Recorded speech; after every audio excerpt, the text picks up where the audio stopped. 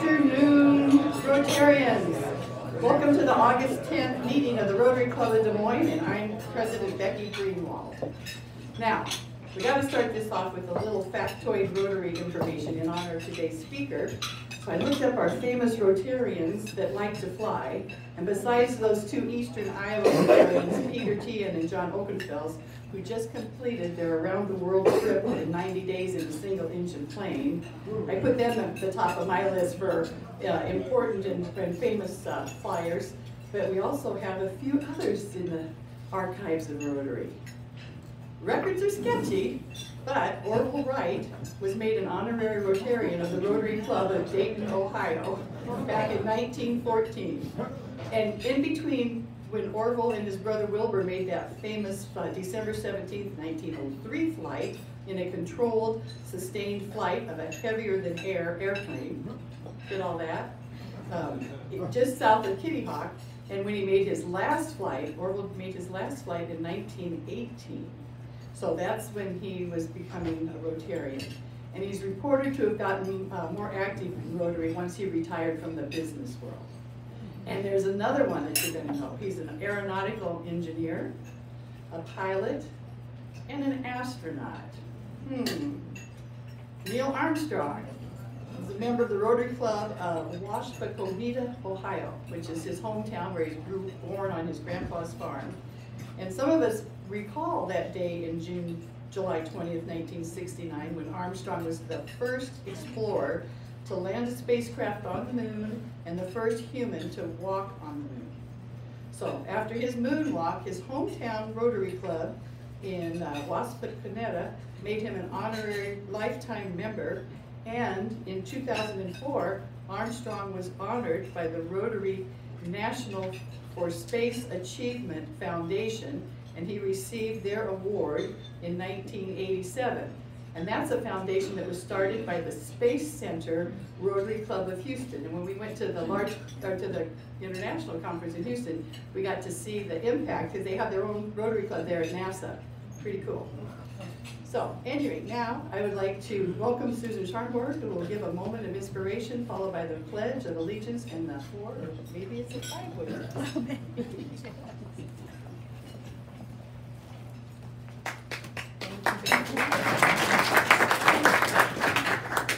Well, I'm going to kind of follow Becky's lead here. Our guest today is, as you know, Kevin Foley, the man who has the big job at the Des Moines International Airport. Now, I fly quite a bit, and the Des Moines Airport offers me great service and wonderful flights, but I think we can all agree that the facility leaves a little to be desired. Mr. Foley is leading a massive overhaul of the airport, something that I'm certain we'll be hearing about today. Perhaps he could use some special inspiration in that work. So let's start by asking artist and scientist Leonardo da Vinci.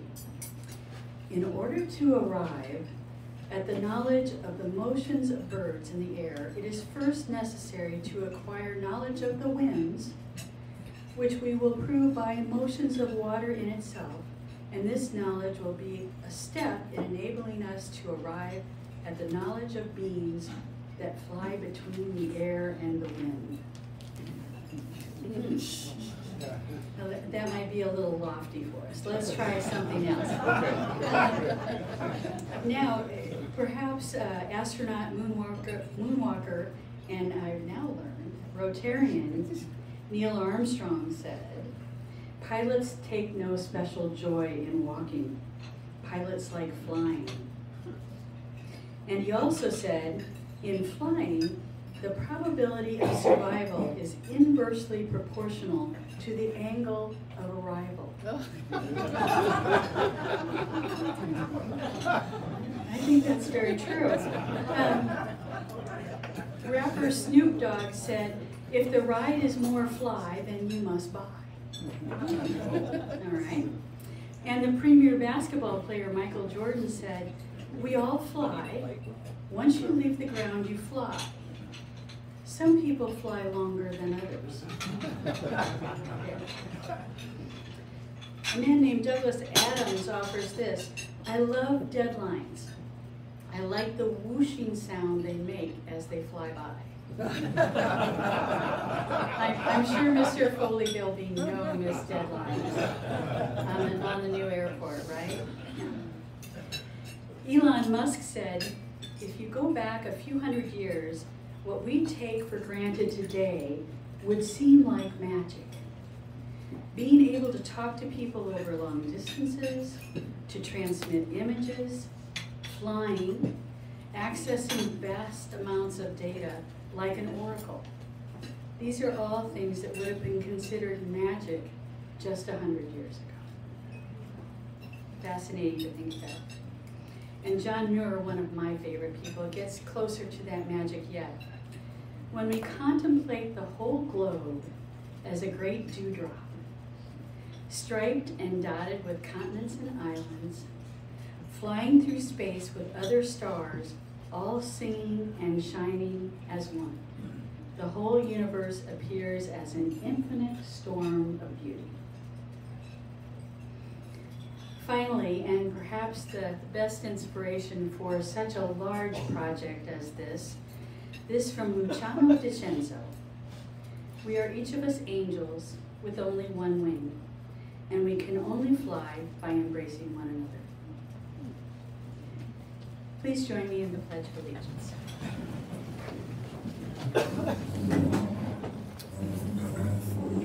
I pledge allegiance to the flag of the United States of America and to the republic for which it stands, one nation, under God, indivisible, with liberty and justice for all. And now the four-way test. Is the truth, is fair to all concerned, will it build goodwill and better friendships, will it be beneficial to all concerned. Is it fun? Please greet one another.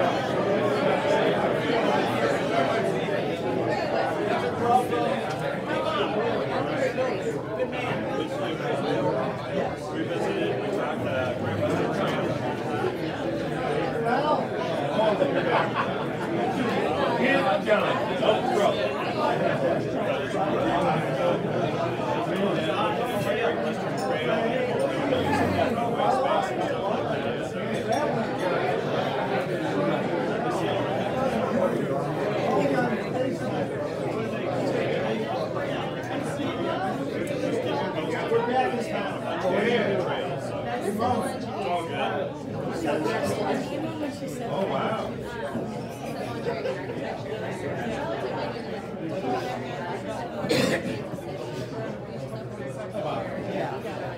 Yeah. Oh, before that.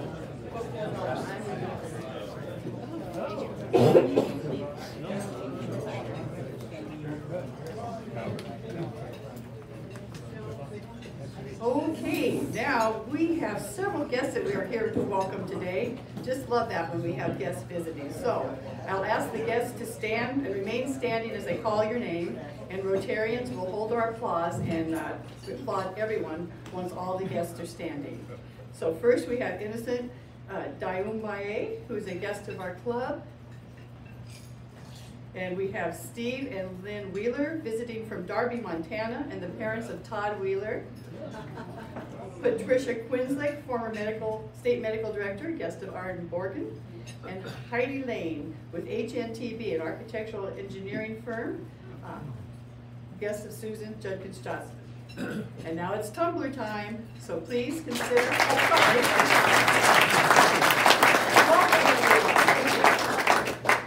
It's tumbler time, so please consider donating $5 if you don't have a little green dollar sign on your name badge. Even if you do, we always accept donations to the Rotary Club of Des Moines Foundation. And thank you for your continued support. So now, where in the world is Club 27? 6 of us kicked off our inaugural Second Chance Tuesday earlier this week at the Big Grove Brewery. And I encourage you to talk with the founding members, John Lewis, Dave Orman, Dick Stouffer, Sue Woody, Kitty, or myself about our little get-together. And we invite you to join us next month, every second Tuesday of the month. I'm sure the 6 founding members will tell you that the fellowship was fun and the brewskis were tasty. So now, we'll do this every second Tuesday, so keep it in mind. September 12th, we'll be back at the Big Grove Brewery between 5 and 7. You come and go as you please. And again, the food and friendship are free, and you buy your own beverage or drinks and food. Also, reminder, you can check out your Where in the World is Club 27 on a stick or without a stick. Just see Kitty and take it with you when you're doing your fun things about town or traveling somewhere. So now, I would like to ask past President Don Flannery to introduce our keynote speaker today. Don?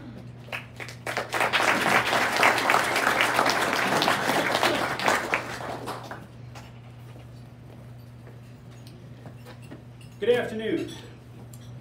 Kevin Foley joined the Des Moines International Airport team in June of 2008 as its properties administrator, transitioning to Deputy Aviation Director in January of 2009, and then to the Assistant Executive Director position in January of 2011. He accepted the position of Executive Director in February of 2014. Prior to joining the airport, Mr. Foley served as an Associate Professor of Aviation for the University of Dubuque. His professional experience also includes several key management roles with Dubuque Regional Airport from 1992 to 2000, and a stint as a corporate pilot. Kevin possesses a Master of Business Administration degree as well as a Bachelor of Science degree in Aviation Management.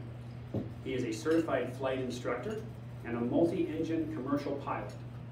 It's my pleasure to introduce Kevin Foley.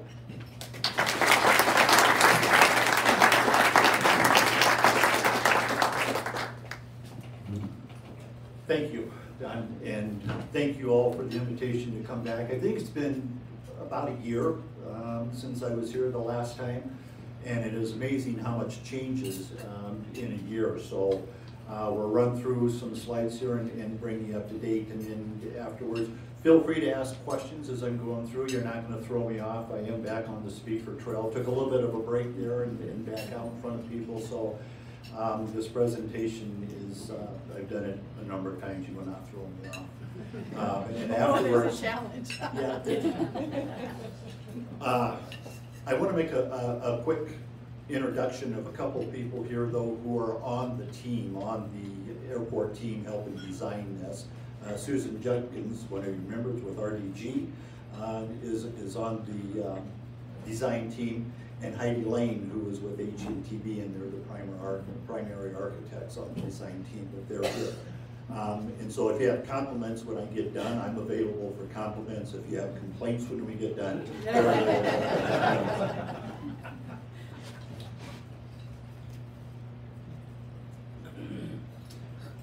Des Moines International Airport is Iowa's largest airport. We market the airport as Iowa's airport. That doesn't go over real well with Eastern Iowa Airport, otherwise Cedar Rapids, but it is true. If you're doing business with the state of Iowa, you are coming through the Des Moines Airport. This is where the capital is. We are the capital city airport.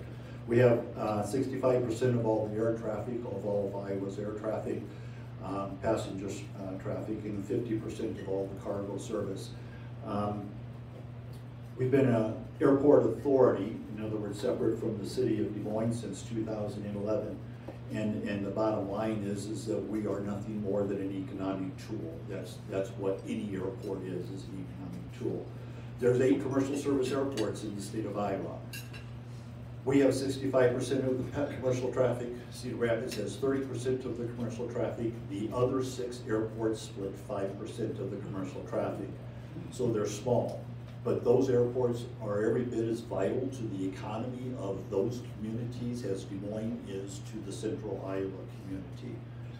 So I don't mean to minimize it at all, just that there are 8 of us total. We are established under, the airport authority is established under Iowa Airport, or Iowa Code 338. So the Iowa Code and the FAA regulations give us the basis of the governance of the airport. The city of Des Moines then appoints a 5-member board for 4-year terms, and those are my bosses. Once appointed, though, they are autonomous. We don't have to deal with the politics that comes along with city government. They're autonomous, and I report to that board, and we make very quick decisions as a result. We can actually keep up with the speed of business as a result of that structure. In 2014, we did an economic impact study, and the airport commissioned that study. At that time, the economic impact to the state of Iowa was $644 million. This study, which was just completed in late in 22, was commissioned by the Iowa Department of Transportation, Bureau of Aviation. So I like this study because we had nothing to do with it other than providing information. But today we have a $752 million annual impact to central Iowa. And again, the airport authority had nothing to do with commissioning the study. People want to know where our passengers are coming from, and we get to thinking, if we kind of put blinders on, which I'm guilty of as like everyone else, you get to thinking that our passengers are all what we would call local passengers. In other words, they're coming from within the state of Iowa or counties very close to the state of Iowa, some in Missouri, some in Nebraska, and driving to the airport, and that's not the case. 43% of our passenger traffic is coming from out of state or out of country, flying into Des Moines to do business in central Iowa or to visit for some reason in central Iowa, and then flying back out. And when this study was done in 2018, that percentage surprised me. Again, we get to thinking that all of our traffic is local traffic, and it just isn't. So where are we today on our traffic stats? 2019 was our record year. We had just short of 3 million passengers, 2.9 million passengers went through the terminal in 2019. We weren't supposed to hit that record until 2027, so we were well ahead of the forecast that was produced for us. And 3 million passengers, and I know that's small print and you can't see it, but at 3 million passengers, the line there is solidly in the red, meaning we were inadequate in almost every aspect of passenger processing within the terminal. Of course, the pandemic disrupted all of that. Today, thus far, and I need to update the slide because I just got July's statistics yesterday. We are 3.8% higher year to date through July than we were in 2019. We're putting that many more passengers through the terminal. And the problem with that we're experiencing today is the RJs are going away. Now, most of you would probably applaud that the RJ aircraft are going away. There's a trade-off. We have more seats coming in and out of Des Moines because we have larger airplanes, but it pushes all of those passengers into a tighter frame. Instead of having 4 airplanes, for example, going to Dallas-Fort Worth every day, we might have 2. So your options to fly are reduced to 2 times a day instead of 4. And that pushes all those passengers into a tighter time frame. Here's our peak periods. There's intentionally no numbers on here because it's constantly changing.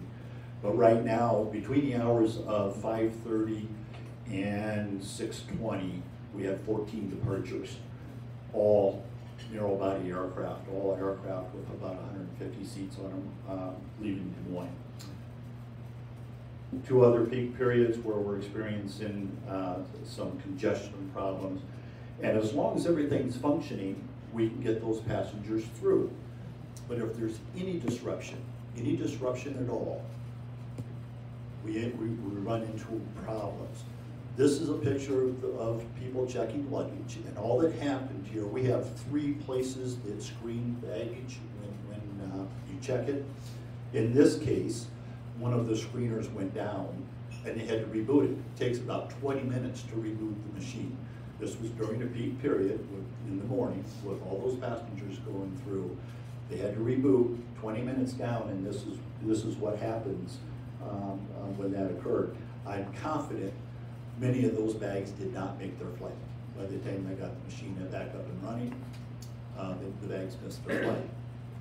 On another day, TSA had a staff shortage. One lane didn't open and the other one was undermanned. They didn't have all the staff they should have, and this is what happened to the check-in line. And that line actually curves around and goes down in front of the ticket counters. I'm very, very confident some of those people missed their flight, because all of us still think that we can show up at the airport a half hour before my departure. Those days are over. If you take nothing else away from this, be at the airport an hour and a half before departure.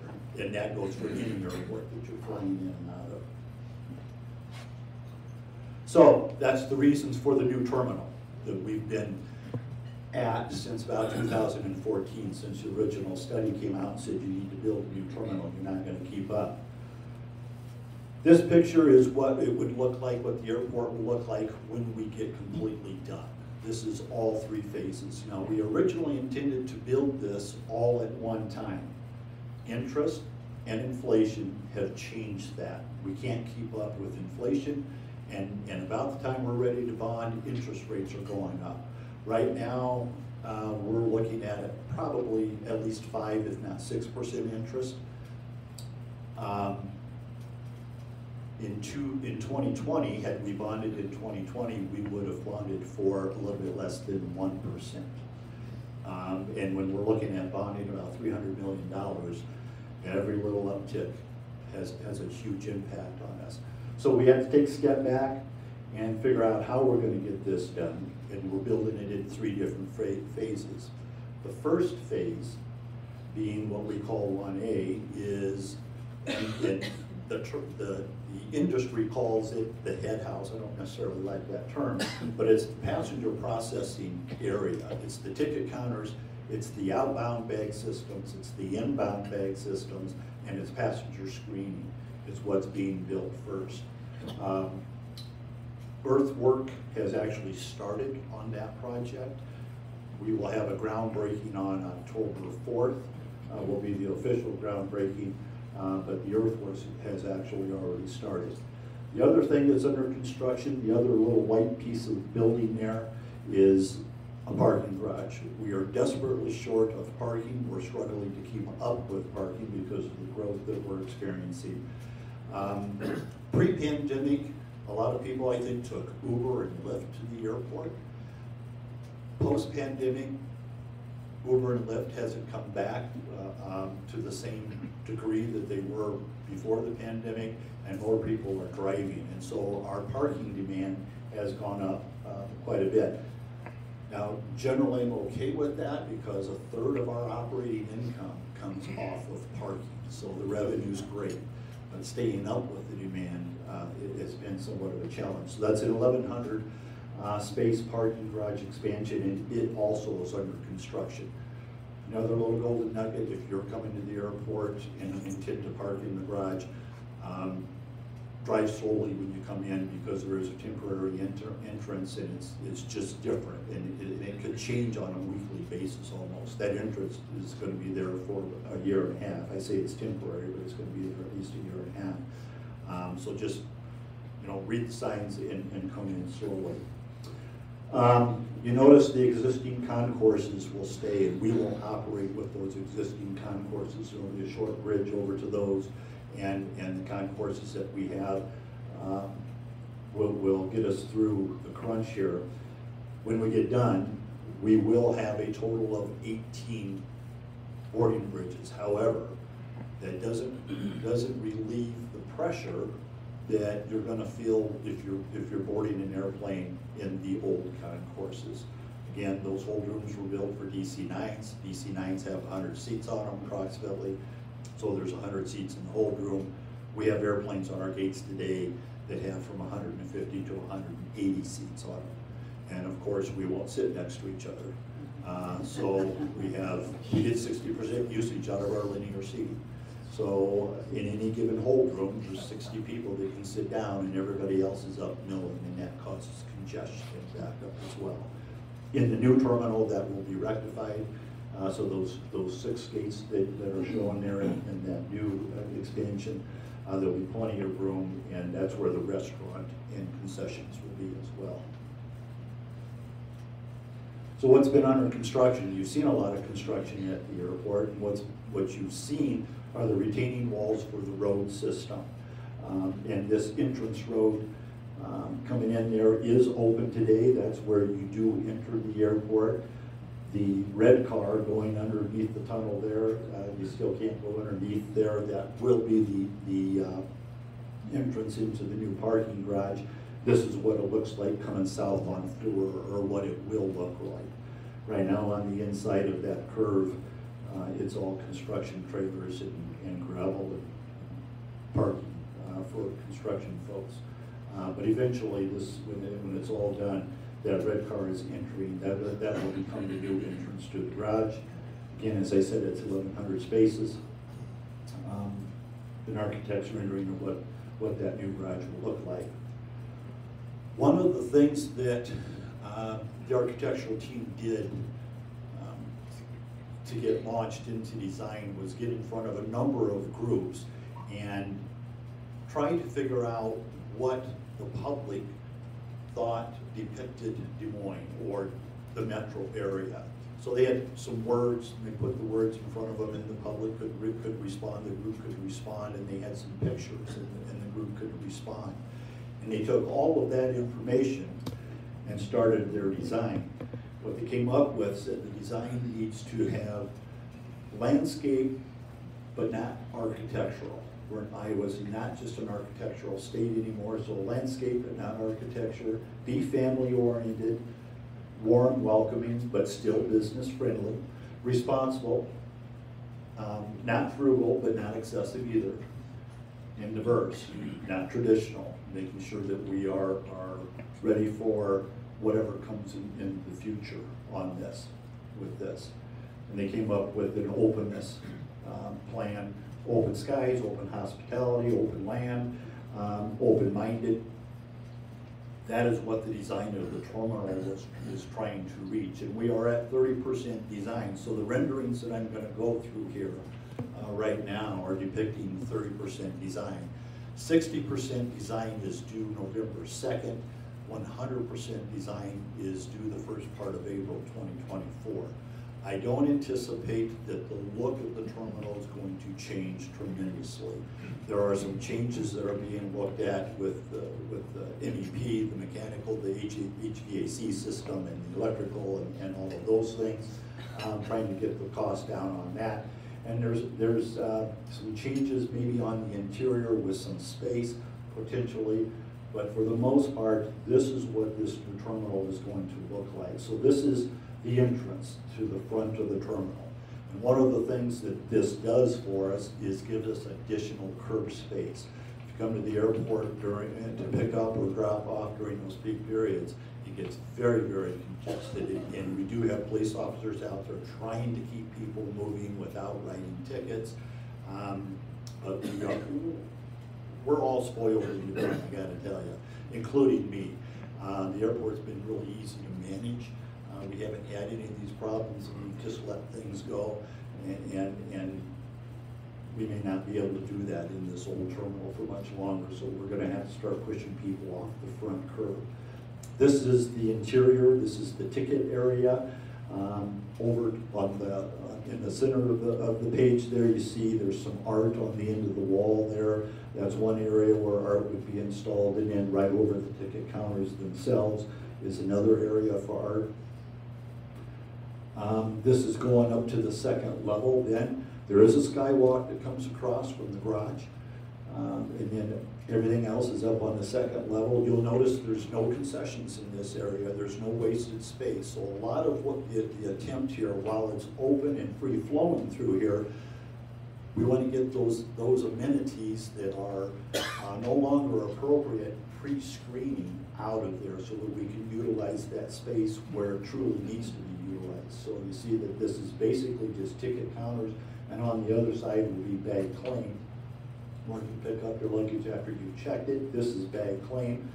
I'm going to put a plug in right here for the Construction Management at-Risk bill that the governor signed into law a year ago, July. We're one of the first entities to use that process to build this terminal. So we're actually building it on the go, the first bid package. My board put it pretty well. He said, so Kevin, we're going to build this terminal, we're going to build this airplane while we're flying it. And that's pretty accurate. We're building this in pieces. The first bid package is out.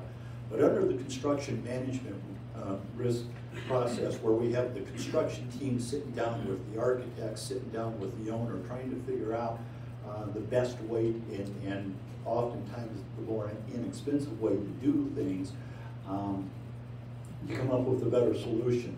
So we wanted, we were going to end up with storefront instead of, and I'm drawing a blank, we have curtain wall. We have curtain wall today. Curtain wall is more expensive typically, but we were going to end up with storefront, and as a passenger you maybe wouldn't notice that, but there wouldn't have been quite as much glass, there would have been more division in the glass. Curtain wall is just much more attractive, but it costs more, so we were going with storefront. The architects and the construction folks sat down together and they actually figured out how we could get curtain wall at the same price, or in fact a little bit less than what storefront cost us. So that's just some of the advantages of having that construction management at-risk process. This is the meet and greet area on the second floor. The area itself will be larger than the area we have today, but again, this coffee shop off to the right will be the only food that's available pre-screening, and it will be basically coffee and donuts and those types of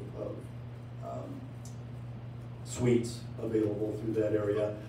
Off to the left is where every passenger will come through. Every passenger departing the airport or leaving an airplane will deplane and come through. That's the exit.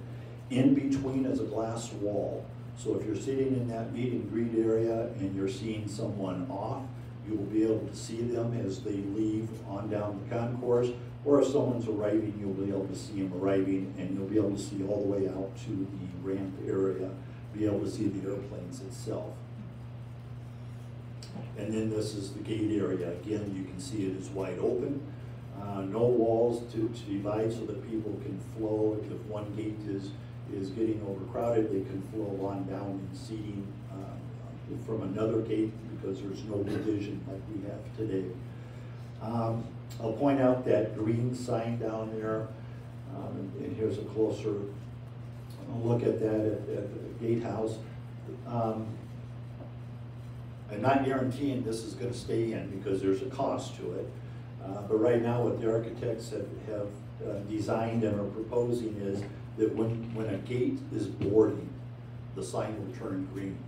If it's not green, it's not boarding yet. It gives you just a comfort feeling that if you're drinking coffee or if you are somewhere else in the terminal, are we boarding yet? No, it's not green. And down, you can see on down the concourse, a green sign quite a ways down further, that gate is boarding. And again, it's a great idea. Have to see what it's going to end up costing for sure before I guarantee that it's going to stay in. So where are we on the cost? And I put this in front of you before. And if you're quick at math and you add all that up, it's not going to add up because I only changed one number on here. I will give you the update. The authority reserves, we're planning on bonding $300 million. Municipalities have put in 28.6. We have started to invoice those municipalities. Most of them are paying that over a 5-year period. And so we've started invoicing to start on the first year. Prairie Meadows has committed $5 million. The state infrastructure grant, we have $58.7 million already, and that's going into the parking garage. And in the budget from the legislature is another $10 million. It was put in there specifically for Des Moines. The other 8 commercial service airports have the opportunity to compete for part of it, but it's written such that I'm pretty sure Des Moines is the only one that can comply with the requirements. So we're counting on the full 10 million, so that's been bumped up 10 million. The federal community funded projects at 10 million, those dollars were put in there by Representative Axne. However, updating that figure, Representative Nunn put in 4 million on behalf of Des Moines, and we are still in the running on that. I'm about 80% sure we're going to get that additional 4 million. AIP and entitlement, the rest of these are all federal funding. Some of them are competitive that we're competing for, and we have 3 more years to compete. We're fairly confident we will compete very well and get additional funding.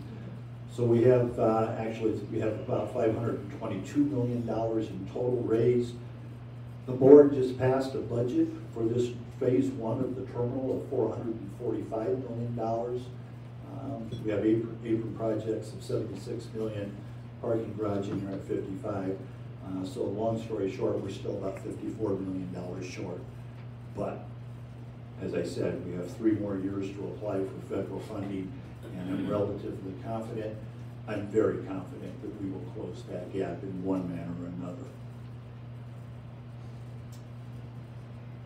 And lastly, the intersection of the runways. That construction starts at the end of this month. And of course, it starts raining now when we want dry weather, but we need the rain too, I'm not complaining. They have 34 days from August 30th to get in there, get the intersection torn out, and get it put back in. This will be the last piece of the runway reconstruction. And I say this, and you may have heard me say it before, the completion of that runway reconstruction would be top of the fold, front page of the paper if it weren't for the terminal. This is $220 million invested into those runways, and other than general maintenance, no one will have to touch those runways again for at least 30 years. Airports have a tendency to stretch things, and so I'd like to tell you 40, but I'm pretty sure 30 years that no one will touch, other than general maintenance of the pavement. It also means that we're operating on a shorter runway, and we have sign off from every airline that they will be able to operate on that shorter runway. So we need dry weather. We need a little bit cooler weather. Airplanes operate better in cooler weather than hot weather. So pray for all those things, and we'll be in good shape. And then lastly, my public service announcement. August 15th through the 17th, we have global entry interviews. Customs and Border Protection has agreed again to bring in 2 officers where they would, for 3 days, they will do nothing but global entry interviews. If you are trying to get global entry, getting an interview anywhere in the United States is difficult. People are having to travel long ways to get it done. We're very fortunate that CBP, Customs and Border Protection, they did, before the pandemic, they were coming into Des Moines and doing these 3-day stints, and they started doing it again. The first one was earlier this year, probably about 4 months ago.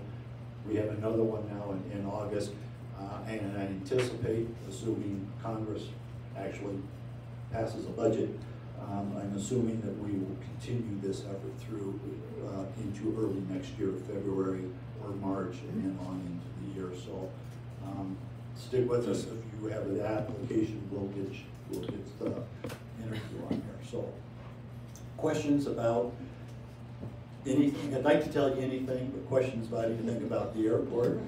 There's other areas of my life you can't touch. Questions on Susan? Kevin, you showed the picture of either coming in at the ground level to check in, drop a bag, or that there's a skywalk coming across. Can you talk a little bit about options of whether people need to go through the ground floor check-in or may have an alternative to just use the skywalk and come straight in? That's what we're hoping, especially the business traveler who doesn't normally check a bag. If they park in the garage, which we assume, because that's the most expensive parking, generally it's business travelers on an expense account to park there. That may not be a fair assumption, but That is our what we assume. So if you park in the garage, you can just walk across the skywalk and go directly into screening, into passenger screening, if all you have is a carry-on bag, and you would never have to hit the first floor. But we had a debate on whether we should do a bag drop on the second floor. It's a $4 million system if we did that, where you would be able to come across that skywalk and still check a bag. You'd have to self-check your bag, put your own bag tag on, and then send it down through an elevator system, and it would go through the TSA screening. That was $4 million. So we went back and checked our statistics, and if I recall correctly, 75% of all of our passengers are arriving either on a shuttle, on Uber, or on a personal vehicle. Somebody's dropping them off, and they're coming in on the first floor. So it seemed wasteful to spend that $4 million for that second floor bag drop.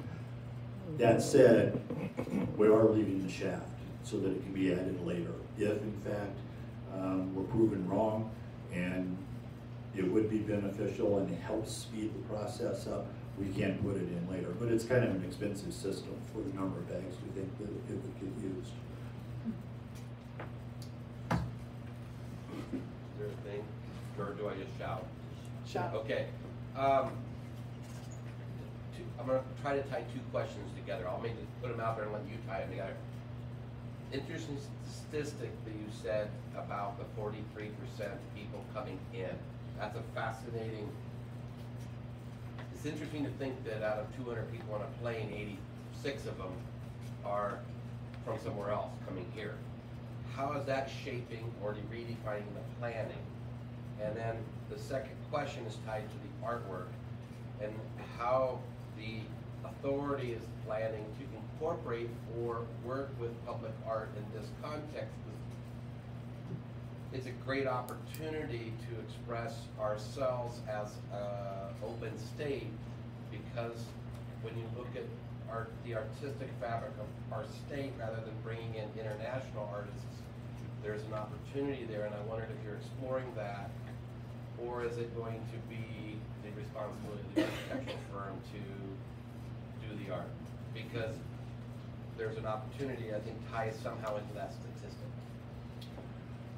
Okay, I'm going to try to repeat the question.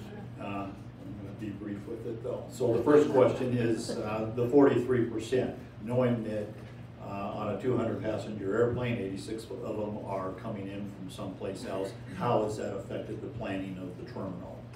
And then the second part of that question is, how are we looking at art and dealing with the art community to put art into the terminal? So because that 43% statistic was out in 2018 and design didn't start prior to that, all of that was taken into consideration before design ever got started. But a passenger, I will tell you, going through the terminal, once they're in the terminal, a passenger is pretty much a passenger is a passenger. We're all going to function the same. We all have the same requirements to have our bags. If it's a checked bag, to have it screened, we have to be screened, and then we're going to want to get to our gate. That is what we all want to do, no matter where we're from.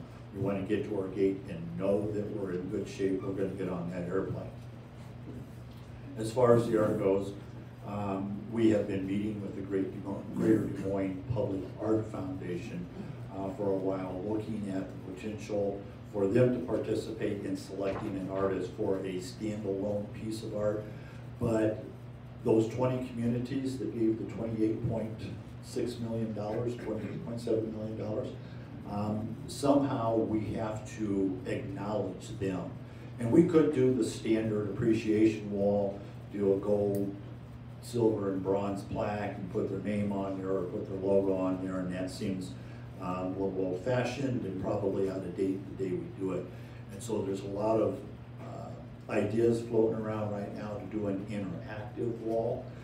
The last meeting that we had with them, Susan had asked them to send pictures that depicted their community, and we're thinking If you have an event in your community, Altoona is a good example where they have the Balloon Classic. The Balloon Classic is coming up. They send us pictures from the year before. We put that in the wall and we tell people, hey, this is going on. If you're coming to Des Moines, if you're one of those 43% passengers coming into the central Iowa for the first time, and you see a picture of all those balloons taken off, that might be something you want to go see while you're visiting Des Moines, while you're in Des Moines. So it would be interactive. But that's just one idea. There's other ideas, but we are working with the art community trying to figure all of that out, and it's still in process.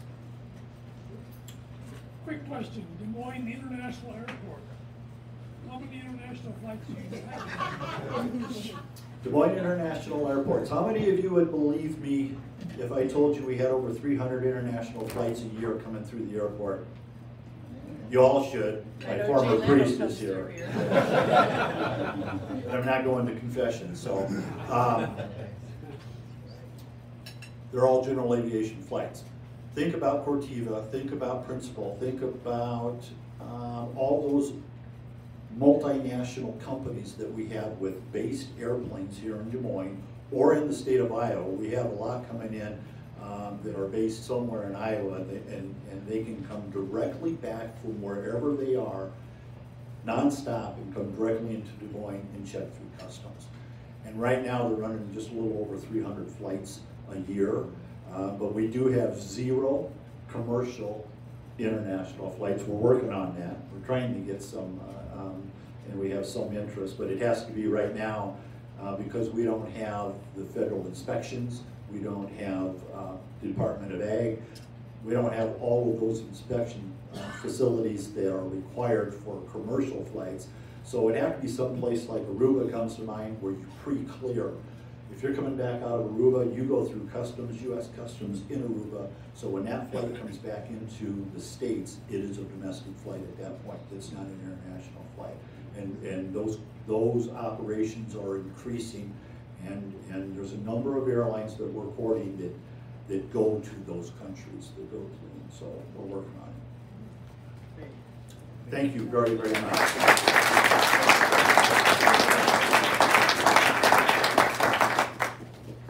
Thank you so much, Kevin, and we really enjoyed this informative presentation. I gotta tell you, I took his note about getting there an hour and a half early to heart. Gotta say, I gotta amend my ways. Any rate, as a token of appreciation, we've donated a book in your honor to the Des Moines Public Library, and your book will become part of the Rotary Rosie Reader Van. And that's a collection of books that travel around in the $40,000 Rotary Club donation purchased the Des Moines Public Library Foundation's van. So it travels around the communities bringing words to our local residents. And this was purchased in 2020. So now I just want to share a couple of events, upcoming events, in addition to our everyday Thursday at noon meetings. And we promised you we'll have at least 2 additional opportunities every month for you to meet up with each other.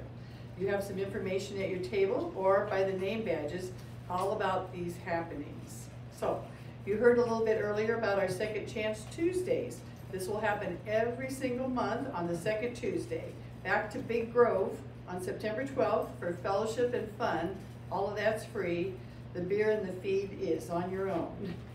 And then on August 24th, we're the guests of the Greater Des Moines Botanical Gardens at their family-friendly Music in the Garden event.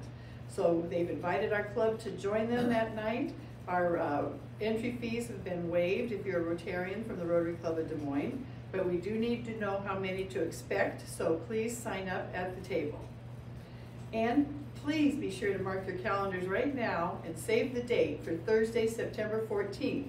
This is going to be our very first Thank Fall evening. It's a social event at Jester Park Nature Center.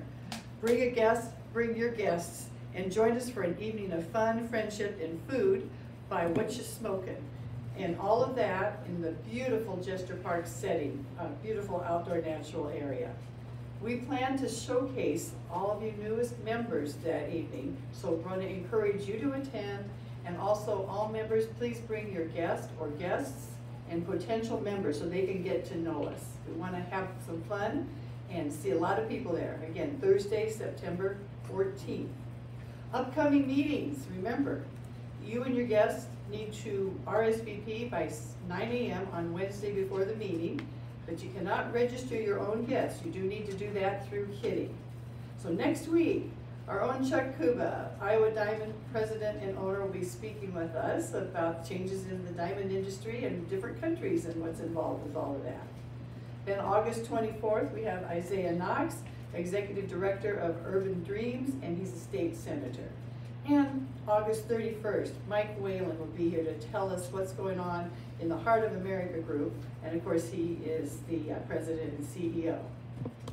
So now, I want to thank all of you for being here with us today and for being the heart of this Rotary Club of Des Moines, where club number 27 means business.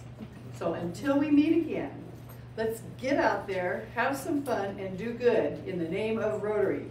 We are adjourned.